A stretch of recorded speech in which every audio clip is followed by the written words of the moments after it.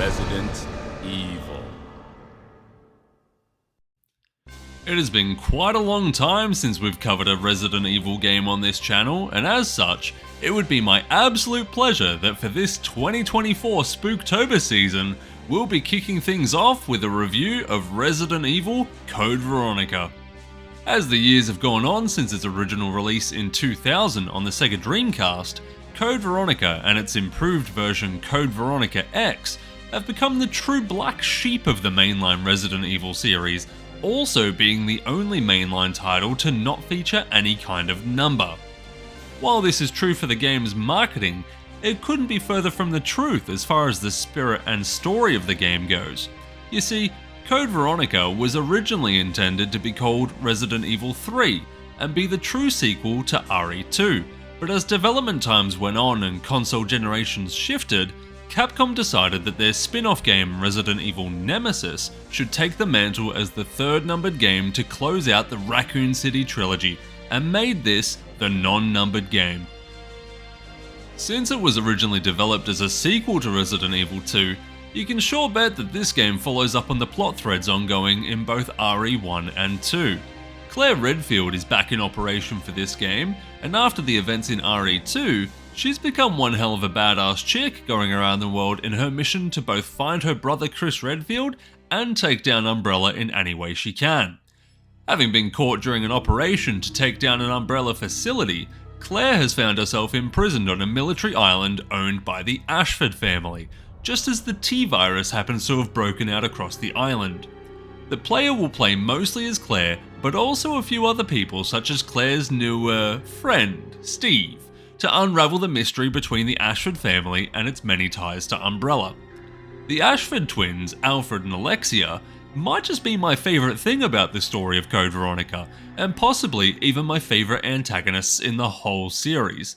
They have a bit of a different vibe to them than any antagonists we've seen in the series so far, which have been either powerful monsters or just evil dudes, but the Ashford twins here have an absolutely cooked vibe about them, and no matter how many times I replay this game, I love every single appearance they have in it. Welcome, Claire. Consider the area you are in a special playground I have prepared just for you. Please try and keep me amused, and do not disappoint me by dying too soon. I so want to enjoy this. The cast of this game as a whole would honestly be my favourite in any Resident Evil game up until this point, mostly because the game dials up the cheesiness, which is especially apparent with our main characters Claire and Steve. I'll see ya. Hey, wait up!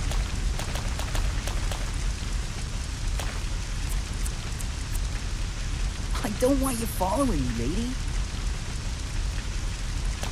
You'll only slow me down.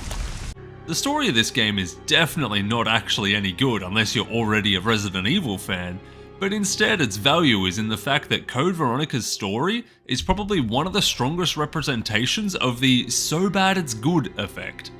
Almost every single line of dialogue and character interaction is incredibly corny, which is absolutely in line with the unintended vibe that the original Resident Evil had. I'm not sure if it was intentional or not in Code Veronica, but to me, that vibe is the true spirit of Resident Evil, so it gets a big tick from me. I do want to say that I think the second half of the game is definitely the more interesting of the two, with the first half feeling a bit more sparse with the story, but featuring much more of an open exploration kind of vibe, so you'll have to give the game some time for it to get interesting. This game really is a product of the times. Action scenes are inspired massively from things seen in The Matrix, and everything is so over-the-top badass that it has me cheering at the screen when big moments are going down. Like I said, unless you're already a Resident Evil fan and have played the first 3 games, you're gonna be more than a little lost with who people are and what anybody is talking about. So if you're new to the series, definitely do not start here. Just go back and play those originals, man, trust me, they are good. So if the story of Code Veronica is both somehow terrible and amazing at the same time, how is the gameplay? Resident Evil Code Veronica is very true to RE form when it comes to how it plays, whether that is for better or worse. If you've played any of the games from 1 to 3, then you'll immediately be right at home with its tank controls and standstill to aim shooting. For anyone unfamiliar with tank controls, basically the forward button moves you forward and left and right just change what angle you're running at or turn you on the spot. For some reason, movement and controls feel a little more sluggish here than in the original games. I'm not sure if it's due to the frame rate of the PS2 version that's available via PSN, but everything feels just a little less responsive and snappy than before. Code Veronica features two main improvements to the gameplay and controls. The first improvement being that some of the guns in the game are dual-wielded, and as such you can press a button to switch between single-target aim to blast one enemy with bullets, or switch to multi-target aim so you can shoot at two different zombies at the same time. This is a cool addition, but not really enough weapons take advantage of it, and all that do take up 2 inventory slots, so you likely won't want to use them anyway. The second big improvement to the gameplay is that with the leap in technology present in the Dreamcast and PS2 compared to the generation before, we now have fully 3D environments. This means that environments are now fully 3D for the first time in the series, and rather than sticking with static camera angles like the original trilogy, the camera now moves and adjusts to wherever the player is in a room or area. You might think that this would ruin some of the vibe present in the gameplay and take away some of the possibilities for scares, but this isn't the case at all. Camera angles are still set up very well, and a lot of work was made to preserve the feel of the series even with the jump in tech. Aside from that, you're going to be doing all the regular Resident Evil things you know and love in this entry. You'll be running and later backtracking through areas, killing zombies and other monsters, and solving many puzzles as you work together to solve the mysteries at hand. Speaking of enemies, the Bandersnatch is the new addition here, and I think that it's probably one of the lamest enemy types in the series so far. The Bandersnatch doesn't have a scary design and instead looks a little too goofy, so between its high HP count and annoyingly long arm it just ends up being a chore to fight them whenever they show up. You'll still see a lot of the classic fan favourites here though, so don't worry, you'll still have plenty of fun in combat. I will say also that as another complaint, I don't feel like the weapons feel as satisfying to shoot in this game compared to the previous entries. Little things like aiming the shotgun up, no longer blowing a zombie's head off, mean that the weapons lose a feeling of impact overall. One thing that is a decently large change to the game compared to the original trilogy is actually the length to be able to beat the game. My playthrough for this review was my 3rd time through, and with having a fairly good idea of where to go and what to do, it still took me a decent 9 hours to be able to beat it compared to the original games, which can all be beaten in under 3 hours if you know what you're doing. If it is your first time through, definitely expect to be sinking in anywhere from 12 to 15 hours. This is the result of areas being much larger than in previous games, and as such there are a lot of puzzles on offer, along with the most backtrack heavy design so far. I don't mind this at all though. The game has enough variety between all the cutscenes, area designs, puzzles, and even the many boss fights on offer here that you'll never really be bored during your gameplay.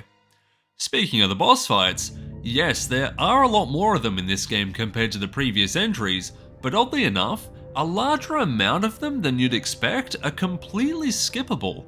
It's always hilarious when the game tries to hype up a monster for hours, only for when the boss fight comes, I just run in, grab my item, and leave.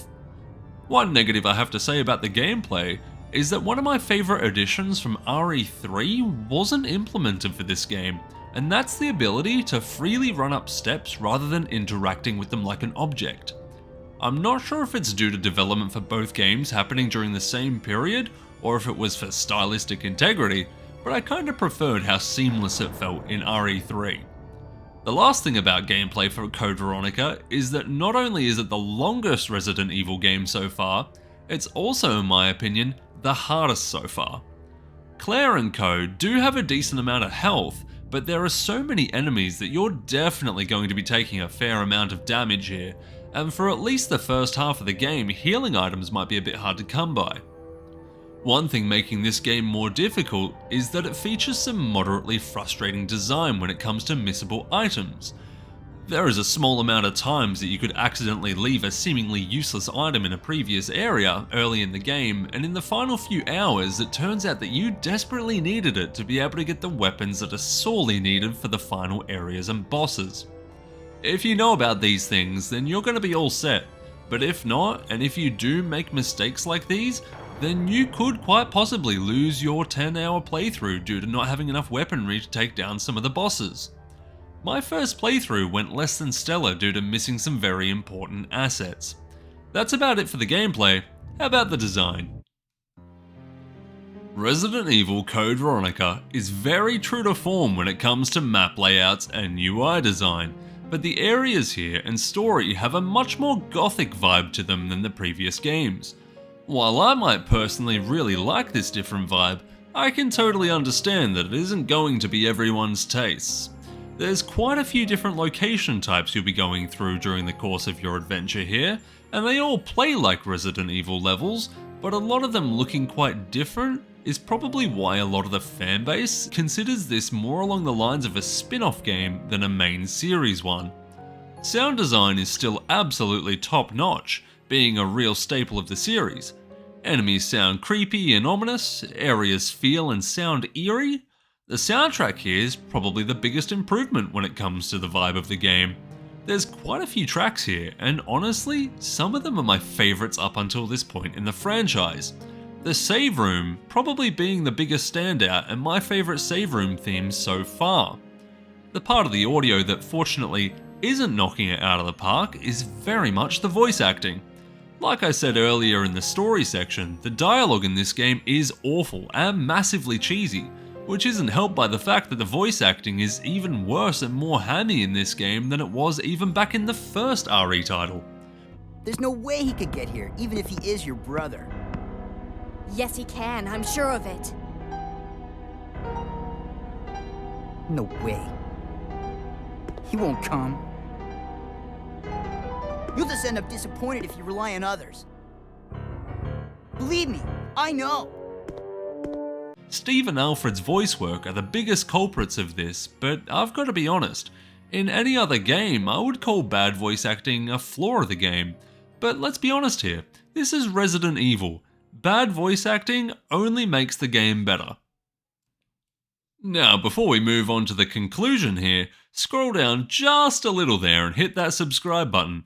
We've got a lot more spooky reviews coming out this October, so you don't want to miss out.